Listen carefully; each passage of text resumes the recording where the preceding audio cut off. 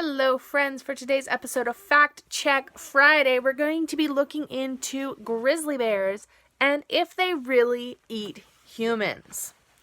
Bears are depicted in the media as savage man-eaters, likely due to the tendency to sensationalize individual incidents for the sake of ratings.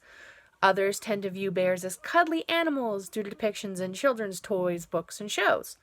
Both misconceptions are equally false. On average, grizzly bears kill 3 people a year in the US and Canada, compared to 15 a year from domestic dogs. So there's that. And statistically, you're more likely to die from a tick bite or a bee sting than a bear while in a national park. Most grizzly bear attacks on humans are territorial rather than predatory. The bear wants you off its land, away from its kill, away from its children, and is willing to use deadly force to make that happen.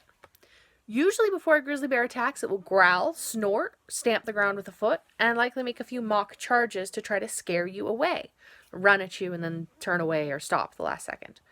Only if you do not leave will it then attack. Usually. Rarely a grizzly bear might attack a human out of desperation and extreme hunger, or it may eat a human that it killed in self-defense, or a corpse that it came across.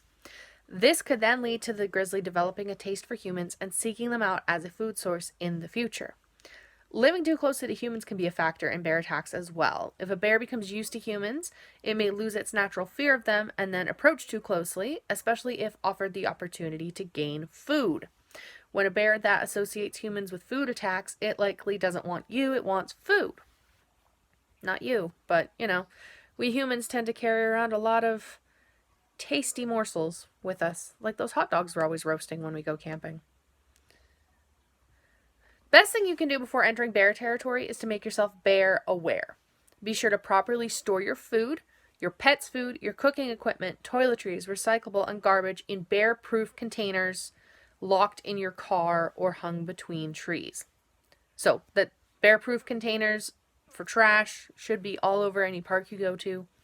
If you're not going to a park that has those, you need to take bear-proof containers with you and then keep those containers locked in your car or hung between trees.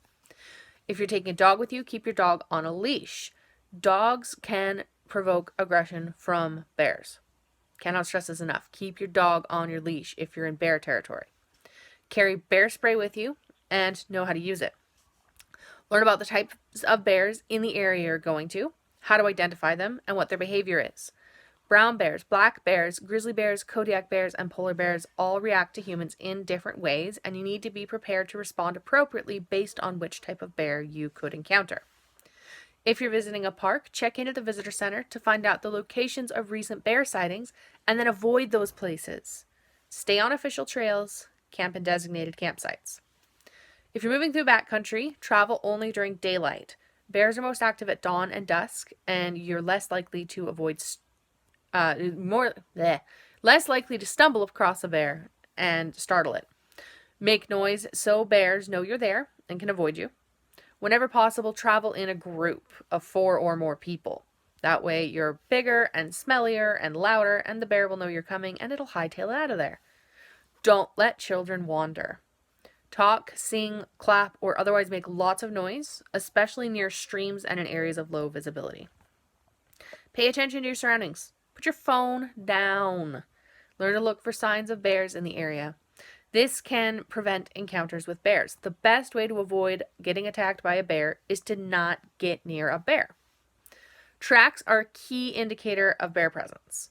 Black bear tracks will have the toes more separated and curved, and the claws are shorter, so the claw marks will be closer to the toes.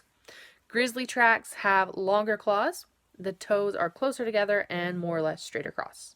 So like that rather than like that. Also watch for bear scat. You can Google images of that. Just Google it. Black bears and grizzly bears are often confused for one another because they're similar in color and size, but they have distinctive characteristics, and you need to know what you're dealing with if you encounter one. Black bears have tall ears, they stick up, flat noses, short claws, their rump is higher than their shoulders, and they have no shoulder hump. Grizzlies have short, rounded ears, more of a rounded nose, long claws, and their rump is lower than their shoulders, and they have a prominent shoulder hump. If you see a bear in the distance, no matter what kind of bear it is, do not approach it. Give it plenty of space, and if possible, leave the way you came. If you must continue, detour as far around the bear as possible. If you encounter a bear on the trail, and you're sure it's a grizzly, it's got that big hump, the round ears, do not run or make eye contact. Do not scream or yell. Do not drop your pack. Do not turn your back on the bear. Pick up any small children that are with you immediately. Stay together if you're in a group. Talk to the bear in a calm voice. Hey bear, it's okay. Hey bear, that kind of thing. Just reassure it. Announce that you're a human. Hey bear, don't mean to bother you. We're just going to go now. Get your bear spray ready. If the bear is just standing there, you can slowly back away. But make sure you're not getting between the bear and its food or its cubs, because then it'll attack you. If the bear charges, and you're sure it's a grizzly bear, stand your ground. If it comes within 25 feet or 75 meters of you, use your bear spray. If the bear makes contact, curl up in a ball or lay flat on your stomach. Stay still and quiet until the bear leaves. Very rarely, grizzly bears might stalk you if they've learned to associate humans as food. If this happens, try to get into a building as soon as possible. And that's pretty much it for bears. They don't intentionally eat humans usually. And if they do, it's because of human stuff that shouldn't have been happening in the first place. So follow common sense safety guidelines when going into bear country, and you should be fine.